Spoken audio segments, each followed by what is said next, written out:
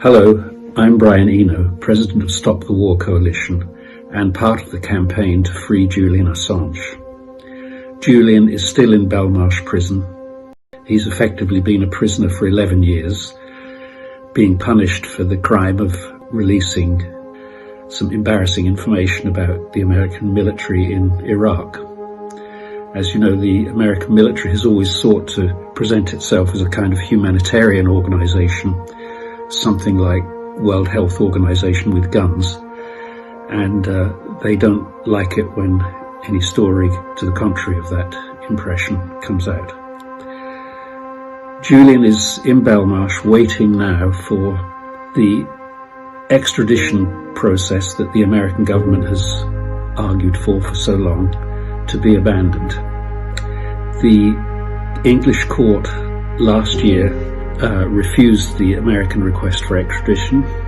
Everybody knows that extradition for Julian to America will mean the rest of his life in a high security prison. So it's a death sentence in a way. The British court last year refused that appeal for extradition, but of course the Americans immediately appealed it, so Julian is still in Belmarsh. The point is, this isn't only about Julian. We want him free, of course. He did what a journalist is supposed to do. He uncovered the truth and published it. But it's not only about Julian. If this goes through, if a country can reach into another country, pluck out one of its journalists and try them on their own terms, this is a very, very bad sign for the future. We really don't want a future like that, where journalists feel even more threatened than they already are. We've seen an erosion of this kind of civil liberties in the last few years as various authoritarian populist governments have appeared. We really have to stop this process, I think. This evening, we have a coming together of a group of extraordinary writers who've decided to speak out about Julian. His story has largely disappeared from the newspapers, but he's still there in prison and the story is still very much alive. I'm grateful to this group of wonderful writers who've decided to make a statement of some kind of public response to this, and I look forward to hearing them. With gratitude from the military-industrial complex, we thank you for the sacrifices you will make. Be permanent aware for further notice of our needs, and never lift the stones, and never look beneath the stones, and never ask to know our light 'em up secrets, our money pit secrets, our blood and soil secrets. Whatever flag we fly requires your worship. That is all. We thank you for the ignorance that is your bliss. For breath your drowning lungs will not prove fit enough to hold, and never move the stones, and never film beneath the stones, and never seek to know our dead children's secrets, our baton charge secrets, our hoods and chains secrets. Whatever lie we tell requires your worship, that is all. We thank you for the neck that you will give our knee. Your blessing is our righteous observation and our strength. And never touch the stones, and never see beneath the stones, and never fight to know our choking cell secrets, our headshot red secrets, our torn girl red secrets. Whatever truth we build requires your worship, that is all. We thank you For the head, that you will turn away from all the joys we find in demonstrations of our power, and never kick the stones, and never write about the stones, and never start to know our dying seas' secrets, our dying air's secrets, our dying earth's secrets. Whatever grave we dig requires your worship, that is all. We thank you for your faith in every myth we make, and how you punch yourself at every whistle or command, and never speak of stones, and never sing about the stones, and never work to know our cattle prod secrets, our bedroom deal secrets, our master race secrets, our dirty flag secrets, our blood fountain secrets, our end times freak secrets, our sick old man secrets, our human skin secrets, our birth defect secrets, our by design secrets, our screaming room secrets, our wonderful secrets. Just tuck yourselves away beneath your stones and fall asleep like little good-night kids. Appropriate authority will carve your names, define your meaning, use and failings in due course. To those still obstinate alive, we always say, what has not been forbidden is obligatory. That is all.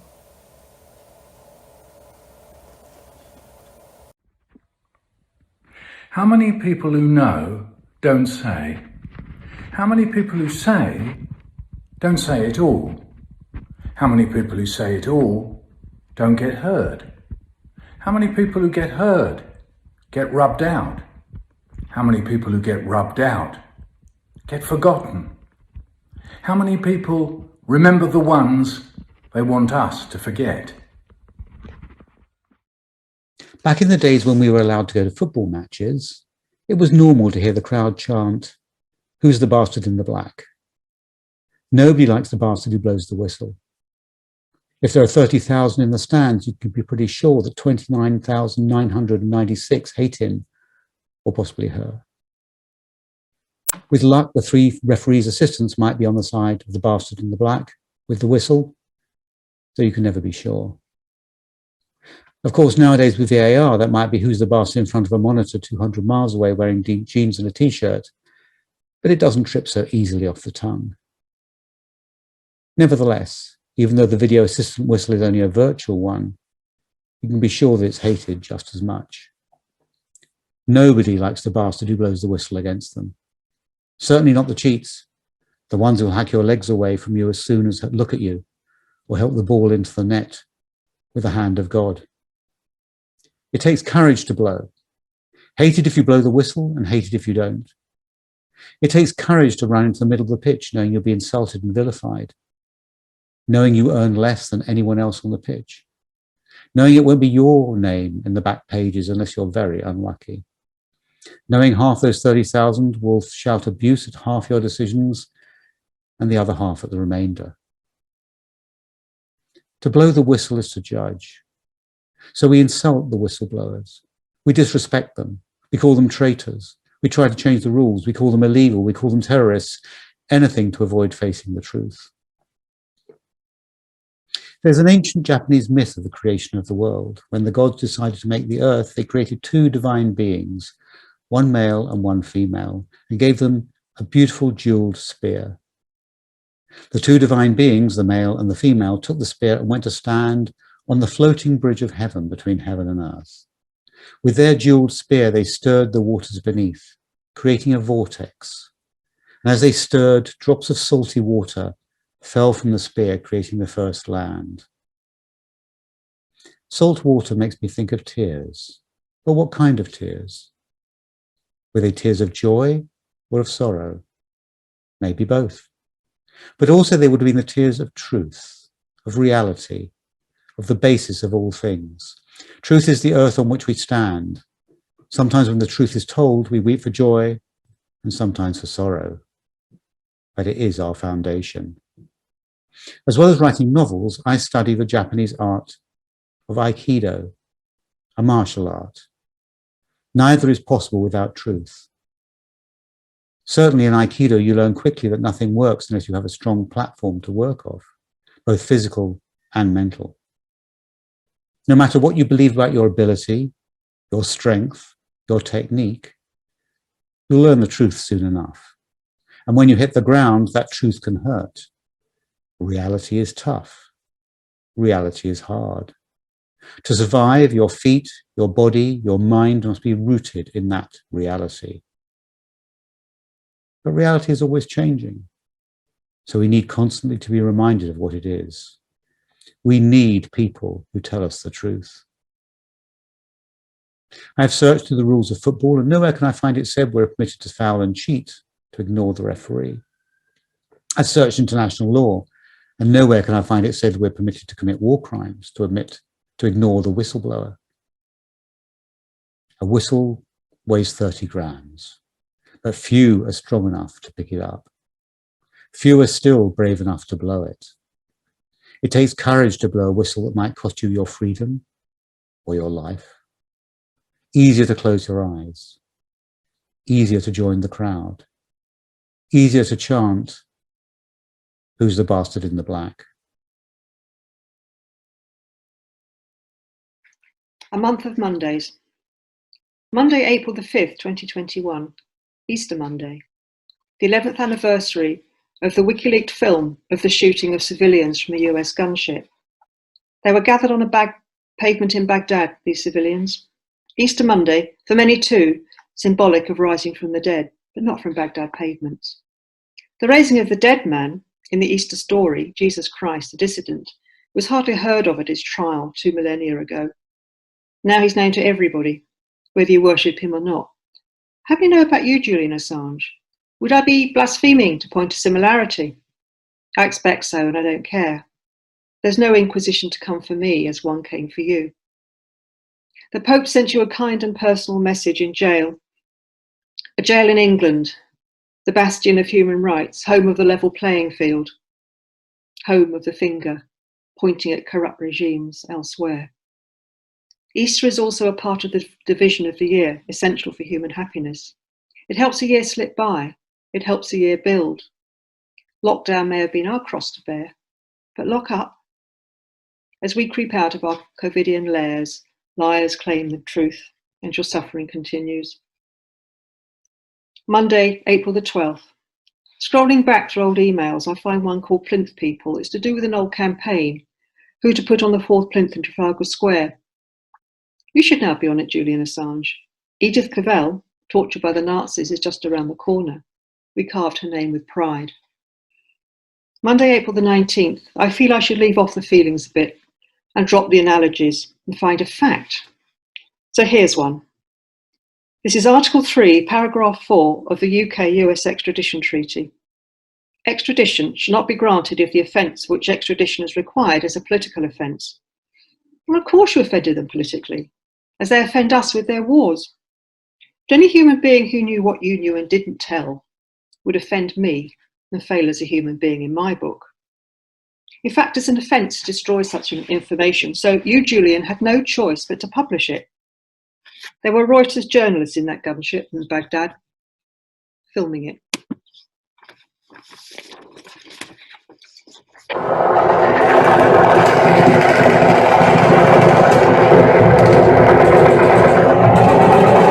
Good shoot. Good shoot. All those individuals are now disengaged. We fucked all those individuals. Nice. Woo! Look at that! Right through the windscreen. Nice. They just drove over a body. Huh? They got a wounded girl in there. It's their fault for bringing their kids into battle. That's right.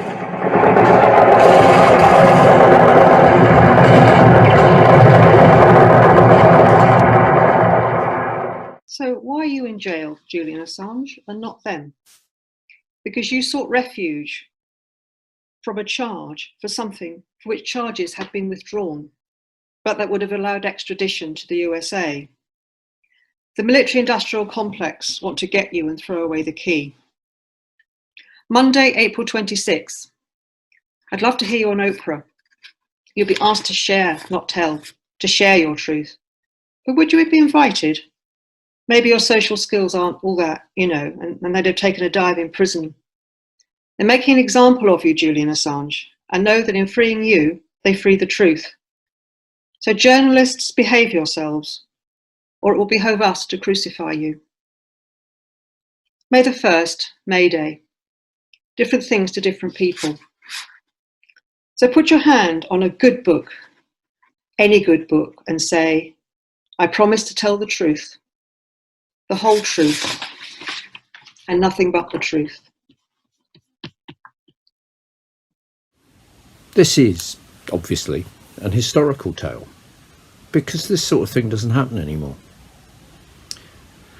Some places, so they say, are harder to get into than they are to get out of, so they say. And I used to agree. One place, drove all the way there, 100 miles up the motorway. No record of you, sir. No, sorry about that. At least no, sorry for your trouble. Just a look. And then 5 minutes in a lay-by banging the steering wheel. So the next time, phone calls ahead to make sure. Even then, passport, letter of introduction, no mobile phone, no batteries, no chewing gum, no yeast, and don't forget to keep your pass in view at all times. But on the way out, different shift on the gate, so no idea who I was, but waved on out anyway. Barely even slowed the car as the barrier swung up with the cheery wave goodbye. Harder to get in.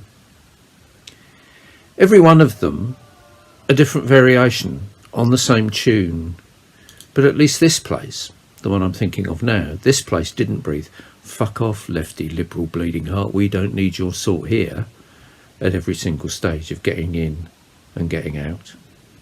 Almost helpful. Almost. So there I was, sitting drinking tea in the staff room on the education.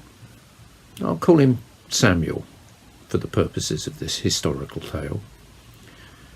You see Samuel? I am. Do you want someone in with you? Well, why would I? Well, he's got a rep, a history. No point in messing me about though. I'm rehabilitation and non-vocational education. Right enough. So, you sure?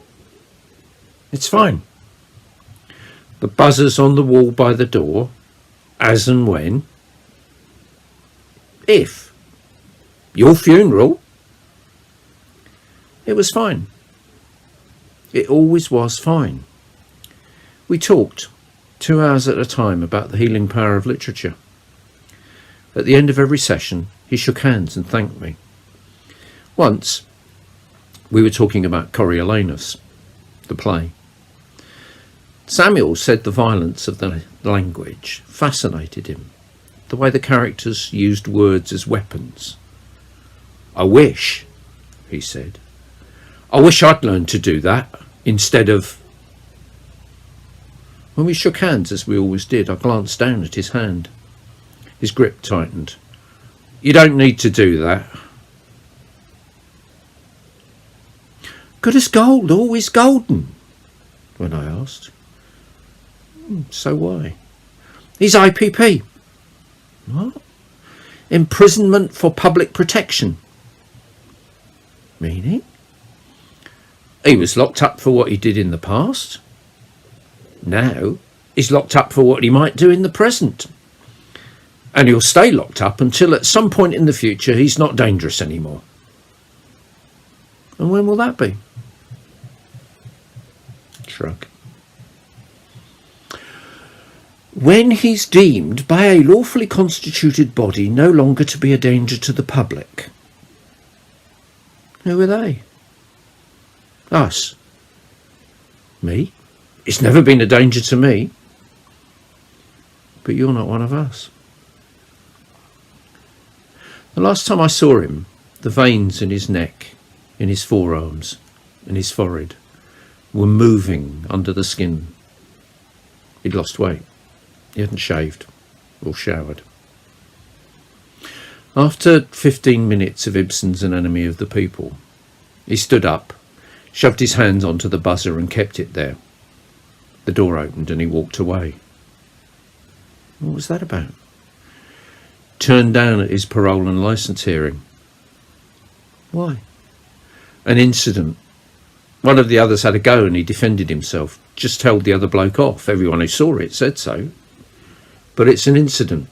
So, no. But that's not right. Right? Right. Justice. It's not. I didn't say it was. For Julian Assange, a story from the 1001 Nights, the Greek King and Dr. Duban. The original is much longer and more elaborate, but this is my version in a book called Stranger Magic. The fisherman has managed with his cunning ruse to trick the furious Jinni Sakir back into the copper bottle, and is walking back to the water's edge to throw him back into the sea, when, from within, the Jinni pleads for his life. The fisherman sternly refuses, while the Jinni promises him every blessing. "You are lying," says the fisherman. "Your promises are empty. You and I are like the vizier of King Yunan and Duban, the doctor." "Tell me how we're like them," says the Jinni. In Byzantium, a king who has everything in the world, great riches, loyal followers, and vast armies at his command, falls ill with a disease, a kind of psoriasis, for which none of his physicians or doctors can find a cure. A travelling sage called Duban happens to be passing through the king's territory. When he hears of the king's sickness, he arrays himself in his finest clothes and calls in all submissiveness on the court. When the king receives him, Duban offers to heal him, and the doctor begins his work, renting a house, studying his books. After consulting further, he prepares a mixture, fashions a ball, and into the shaft of a mallet which he has hollowed out, introduces the mixture. The next day he presents the ball and mallet to the king and tells him to go out to the polo field and ride as hard as he can, holding the mallet tight and swinging it vigorously until he's worked up a lather all over his body. The salve in the stick will transpire through his whole frame. Then he's to return to the palace, and after bathing he will be cured. King Yunan does as the doctor tells him. The following morning, when Duban presents himself at the palace, the king receives him royally, because as soon as he left the baths, he found all traces of his disease had vanished from his body. His skin had become as smooth as pure silver. In his joy and gratitude, King Yunan makes a fuss of Duban, seating him by his side on his ceremonial divan, arraying him in splendid silks, feasting with him, showering him with money and other presents, and giving him his own thoroughbred to ride home. One of the king's viziers looks darkly on these developments. He approaches the king and warns him that he is in danger from someone close. "Speak," says the king. When the vizier names Duban, the king rejects the insinuation angrily and reminds his adviser of the example of King Sindibad, who destroyed his favourite hawk when the bird kept overturning his cup, preventing him from drinking from a stream. But it turned out that a snake was in the tree above, pouring its venom into the water, and the bird had saved Sindibad's life. "You are asking me to do the same," said the king, "and kill the man who has saved me." "If he cured you," insists the vizier, "he can kill you as easily." The king is afraid, and the vizier advises him to execute Duban forthwith, before he can spring anything on him. Summoned to the king's presence, in complete ignorance of the fate which lies in store, Duban salutes him with many fervent praise poems. But the king tells him he is going to kill him, as abruptly as that. "You are a spy, I've been advised, come to assassinate me," and he orders the executioner to cut off the physician's head. Douban pleads for justice. He compares himself to the crocodile in the fable, but he doesn't proceed to tell that story. There is not enough time left. "I shall only rest easy when you are dead," continues King Yunnan. The doctor warns him, "If you make me die, God will make you die." But the king remains implacable. The doctor weeps.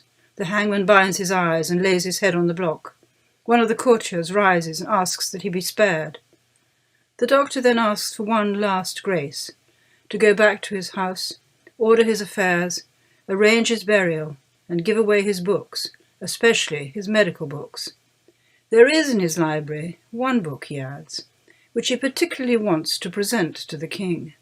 It is full of a myriad secrets, one of which is especially precious. He gives the king chapter and verse how to discover him. He gives the king chapter and verse how to discover it, and tells him that after his head has been cut off, the king should place it in a basin with a layer of coal at the bottom to staunch the blood, and it will answer any question the king puts to it. "Your severed head will speak to me," the king marvels. The following day, the court reassembles for the execution in their full splendour. The Dr. Douban returns from his house with a book and a box of powder which he sprinkles on a dish, telling the king again to place his head on the dish once it has been cut off, as the powder will staunch the flow of blood. The doctor is executed. Yunnan wants to open the book, but he finds that its pages are stuck together. He licks his finger and turns the first page, then a second, then a third. They can only be separated with great difficulty, and Yunnan can see nothing written on them, so he keeps turning them, as the head on the dish urges him to keep doing, in order to find the place he wants. The king continues, but at the end of a very short time, an evil has entered his entire body. The pages are poisoned. The king falls into convulsions and cries out, "I am poisoned, I am poisoned." Then the head of the physician Douban recites another poem about the workings of destiny, on the just and the unjust. Hardly has he finished, and the king falls down dead. "You see," says the fisherman to Szirtes, "that if the king Yunnan had allowed the doctor to live, God would have preserved him. But he refused, wanted to kill him, and God made him die."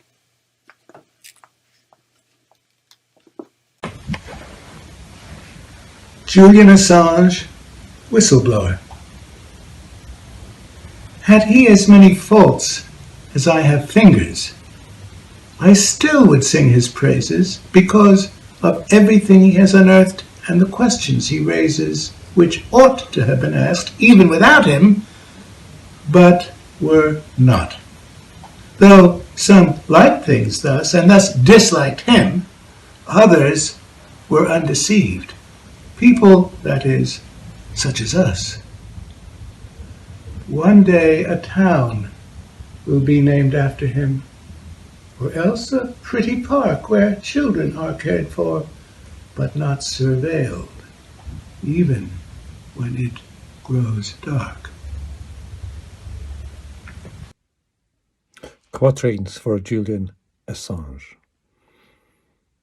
This is your word, here's your cover, reveal it to no one, not your lover. Whatever your amatory capers, this must never reach the papers. Since what we do is for forgetting, in circumstances beyond regretting, your obligation has a function you must obey without compunction. Your conscience is for us to manage. We are bound, as if by civil marriage, from which there can be no divorcing, no sly affairs, and no outsourcing. There is, as ever, the us, the you, the them, though you may switch the terms around, depending on where you or your heart lie. We're not on the wrong side, said one voice in the Vietnam War. We are the wrong side. Where there are secrets, there are lies for one or other to construe. And if we can pin down a lie, what else remains must then be true. Since where you stand is where you are, and where you stand is therefore you. Where words are spoken, they must be followed by silence, as by trust. A confidence is what is sealed, whatever you consider just. Our secrets are not your affair. You'll keep them close, because you must. People in their budding youth seek to establish higher truth than that provided by the state, or interests with greater weight, and military set in train by some electronic brain, or shady men in smoke-filled rooms. Come sweep the cobwebs with new brooms. There are demons in the cupboard, as there always are, but whose cupboards are these? There's no need to look far. They're here at hand, they're ours. Our mischief squats inside those doors. Open them now, before they shut. The keys are yours. There are armies and recruiters in wars without a name, and warriors at computers desperate for a game. There are agents and between men, there are fall guys, there are screen men. Seeking for refuge against sundry harms, then you must find it in a stranger's arms. Your hair and nails grow long like Howard Hughes, while half the world outside declares Jacques Hughes. Outside the fields stretch out, the view is of a world whose loyalties are dark, whose flags are furled, whose arsenals increase by secret trade, and treaties that are signed remain unmade. Dilemmas are set out in formal terms. The conscience is alert, the leader squirms. The prison waits, the hours are made of glass, and break above your head just as you pass. The windows are spread wide, the flunkies glare, but here at last you're breathing burning air. So Julian Assange has set birds flying. Meanwhile the game goes on, still lying. To Whom It May Concern by Adrian Mitchell. I was run over by the truth one day. Ever since the accident I've walked this way. So stick my legs in plaster. Tell me lies about Vietnam. Heard the alarm clock screaming with pain. Couldn't find myself, so I went back to sleep again. So fill my ears with silver. Stick my legs in plaster. Tell me lies about Vietnam. Every time I shut my eyes, all I see is flames. Made a marble phone book and I carved all the names. So coat my eyes with butter. Fill my ears with silver. Stick my legs in plaster. Tell me lies about Vietnam. I smell something burning. Hope it's just my brains. They're only dropping peppermints and daisy chains. So stuff my nose with garlic. Coat my eyes with butter. Fill my ears with silver. Stick my legs in plaster. Tell me lies about Vietnam. Where were you at the time of the crime? Down by the cenotaph drinking slime.